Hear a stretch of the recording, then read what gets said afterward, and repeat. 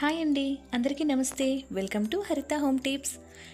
ఈరోజు నేను చెప్పే రెసిపీ ఏంటంటే మజ్జిగ పులుసు అండి. అదే మజ్జిగ చారు అంటారు, మజ్జిగ పులుసు అంటారు.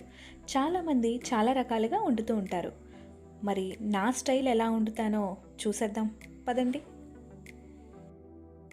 దీనికోసం పెరుగుని ముందు రోజు రాత్రే తోడుపెట్టుకోవాలి. ఈ పెరుగు ఎంత పులిస్తే మజ్జిగ చారు అంత బాగుంటుందండి. ఇప్పుడు ఈ పెరుగుని కవ్వంతో చిలకాలి. ఇప్పుడు ఈ పులుసు కోసం 2 పెద్ద సైజు ఉల్లిపాయలు, 1 పచ్చిమిర్చి సన్నగా చిన్న చిన్న ముక్కలుగా కట్ చేసుకోవాలి.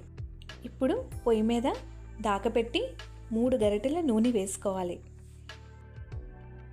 నూనె కాగాక పోపు దినుసులు వేసుకోవాలి. అదేనండి, ఆవాలు, జీలకర్ర, మినపప్పు, శనగపప్పు, అలాగే కొంచెం ఇంగువ కూడా యాడ్ చేసుకోవాలి. ఇప్పుడు ఒక 3 ఎండుమిర్చిని చిరిపేసి వేసుకోవాలి. అలాగే కొంచెం కరివేపాకు కూడా వేసుకోవాలి. బాగా కలుపుకున్న తర్వాత 4 బెండకాయలు ముక్కలుగా కట్ చేసుకొని వేసుకోవాలి. ఇందులోకి బెండకాయలు వేసుకుంటే చాలా బాగుంటుందండి.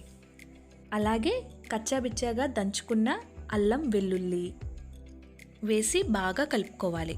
ఇప్పుడు ఒక పెద్ద సైజు టమోటో కట్ చేసి ముక్కలుగా వేసుకోవాలి.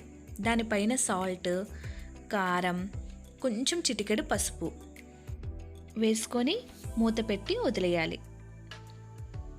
ఇలా 2 మినిట్స్ మూత పెట్టి తీసిన తర్వాత చూస్తే టొమాటో కొంచెం వేగి ఉంటుందండి. ఇంకా బెండకాయలు, టొమాటోలు బాగా కలుపుకునేటట్టుగా మనం కలుపుకోవాలి.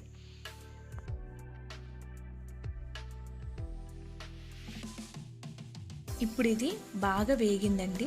ఇప్పుడు మనం స్టవ్ ఆఫ్ చేసి ఈ మిశ్రమాన్ని చల్లారనివ్వాలి.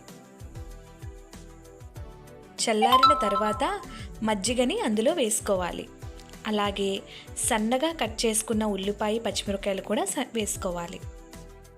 ఇప్పుడు బాగా కలుపుకున్న తర్వాత లాస్ట్లో కొత్తిమీర వేసుకొని బాగా కలుపుకోవడమే. అంతే, రెడీ అయిపోయిందండి. వేడి వేడి అన్నంలో చల్ల చల్లని మజ్జిగ పులుసు రెడీ.